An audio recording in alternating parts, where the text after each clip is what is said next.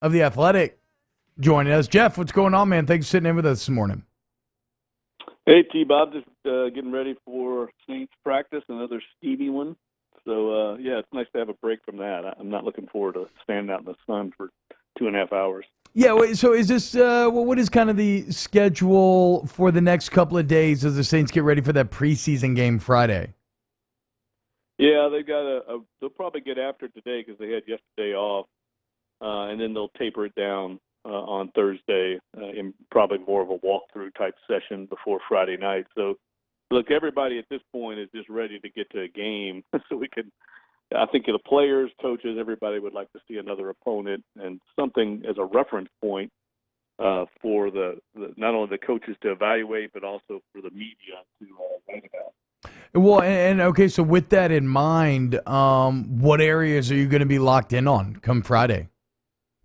Well, I'm going to look a lot at obviously the wide receiver rotation. I don't think Drew Brees is going to play very much. I think they want to get Teddy Bridgewater and Taysom Hill a lot of work at quarterback. So obviously those two guys, the young receiver core behind Mike Thomas and Ted Ginn Jr., I think it's still in a state of flux. I want to see those guys, and I'm also interested in the rotation in the secondary. They've got a lot of moving parts back there, a lot of young talent. I think they're probably deeper at corner and safety than they've been in a long time, and they're going to have some very difficult cuts in the secondary. These two young rookie safeties, Saquon Hampton and C.J. Gardner-Johnson, are both really good players, solid players that the Saints unearthed in the draft. And I want to see how they play on the back end, and in particular where they're being used. Yeah, and like you said, both those guys potential plays for the future when you start looking at like who you're going to pay, who you're not going to pay. Can you hold on to Bell and Marcus Williams? Speaking of those two, Vonn Bell and Marcus Williams, maybe even the emphasis on the Williams, a guy who had a great camp last year, maybe didn't quite live up to it during the season. How have those two frontline safeties been doing those so far this camp? Well, Marcus missed a little time. He had a kind of an undisclosed injury, but he's been back out there. He's looked fine. I think his drop-off more than anything a year ago was the byproduct of the Saints' struggles at cornerback. Early on, we all saw how they got torched in the opener against Tampa Bay and then really got lit up in Atlanta by Matt Ryan and Calvin Ridley. And I think the defensive coaching staff just said, look, the only way we can really get beat with this offense is if we just keep getting beat over the top in the passing game. And they positioned Marcus Williams back in a deep center field in safety position. And his main job was just don't let anything get over your head, but it also prevented him from making very many plays on the ball, which is one of his strengths. He really knows how to high point the ball and has great ball skills.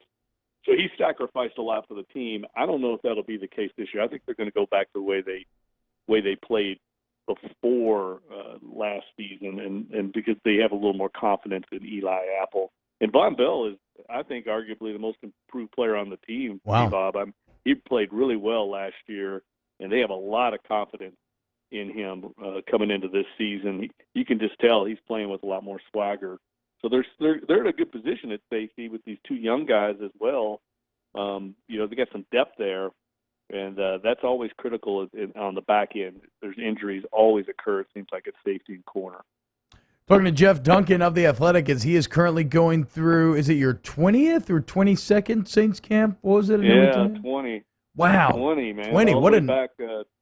It was all the way back to the days when they were going down to Thibodeau, at Nicholls State University under Jim Haslett. And that was a steamy place as well. The complication down there was you also had a million mosquitoes because we were right there near a bayou. So the airline drive's a little more comfortable living than it was down in Thibodeau. Yeah. So Jeff has seen it all over the past 20 years, and that's why I found one of your articles in the Advocate the other day so interesting, Jeff, is that you were basically talking about how you believe this 2019 draft class, a class in what I think you had one pick in the top 100. A lot of late-round picks. Yet you talked about how good you think this class can be, and that you think as many as 5 guys could contribute out of that group. I guess what makes you so bullish on this 2019 class?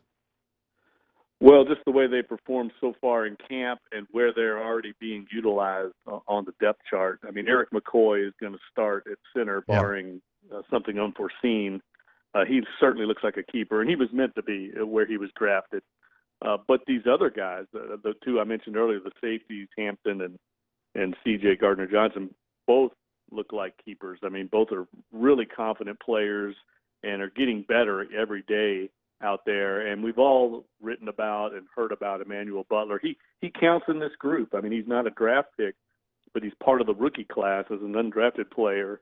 And he was already working with the second team before he was sidelined with an injury. And it looks like it's a minor injury. He's going to be back very soon and probably will play Friday night. And then the other guy that everyone has kind of overlooked a little bit, we've heard his name here or there, but Caden Ellis, the linebacker out of Idaho, I talked to Mike Nolan, the linebackers coach, who's a guy that's been around a while, and he could not be higher on a young prospect than Ellis. I mean, he thinks he can play anywhere at all three positions at linebacker. He's working right now as the backup middle linebacker, but he's going to be a force on special teams. He's just a terrific all-around athlete. And he's one of those guys, T-Bob, I'm sure you played with guys like this. I mean, he's on the practice field after practice, working on individual drills. He's just tireless in his work ethic, and that's going to go a long way, I think, for him in his career. So you could possibly have 5 players just alone, those 5, that I think are going to be a part of this 53-man roster and then eventually contribute down the road. That's pretty impressive when you look at what Jeff Ireland had to work with, the resources going into that draft. I think everybody kind of had their expectations lowered because of where they were selecting. Again, just more great work from Jeff Ireland. I think he's a very underrated part of the success the Saints have had the last few years. Yeah, okay, and I want to pick your brain about Ireland, but real quick here, what's the latest on Emmanuel Butler? Well, he's, I think, going to be back at practice today. Okay. That when we get out there, yeah. I mean, I don't know 100%. You know, Sean Payton isn't exactly forthcoming with injury information, but he looked a lot better. And I don't think anything, from everything I've been able to find out, I don't think it's anything serious anyway. So if he doesn't play Friday night, people shouldn't panic. I don't think there's anything to worry about with him. But obviously, they want to get him back out there, though, because he's a young kid, and the more reps he can get in this offense, the better. Yeah, definitely. Like for guys like him, this first game is so important to try to keep the momentum going that he's established. Talking to Jeff Duncan of The Athletic, quickly becoming one of my favorite news sites with all the talent they got over there. Check out The Athletic NOLA. But you mentioned Jeff Ireland, and he's taking an interesting path, right? Because he was kind of like almost, could you call him a disgraced GM in Miami? And then he comes to New Orleans, and he takes over what was maybe the worst drafting team in the NFL, and he's made them into the best. Like how does his role factor into this draft day scouting and just what's the kind of process been like? Well, Jeff Ireland is the son of a scout, and that's what he's most comfortable doing. You know, I'm not sure he's entirely comfortable being the face of a franchise as the general manager. He's in the perfect role for him here. He can just do all football all the time. He's not in the spotlight. Mickey Loomis is the general manager. Mickey can focus on the big picture stuff, being the liaison between ownership and the football operation. That's what Mickey's very good at, overseeing the salary cap.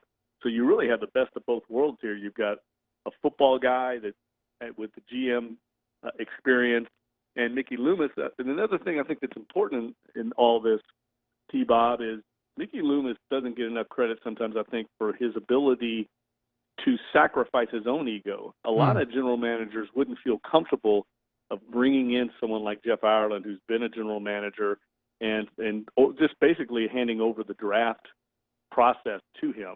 But it just speaks well, I think, to Mickey Loomis and his security there and his selflessness and knowing that this is best for the organization. This was an area the Saints had to get better at. They improved immensely by getting Ireland in there, and he's a much better he's much better at his role than he was when he was in Miami. I mean, we all continue, you and your job, my job, we all get better as we work. And I think sometimes that's lost on people, that players can improve, and first impressions aren't always lasting impressions. The same for Sean Payton. Sean Payton's a much better coach right now than he was 4 or 5 years ago. Yeah.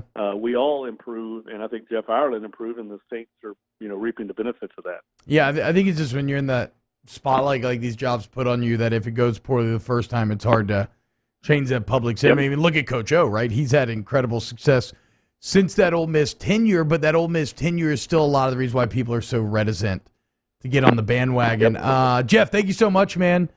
Check him out on Twitter, Jeff Duncan _ I believe, off the top of my head. Find his work at The Athletic. He's one of the best.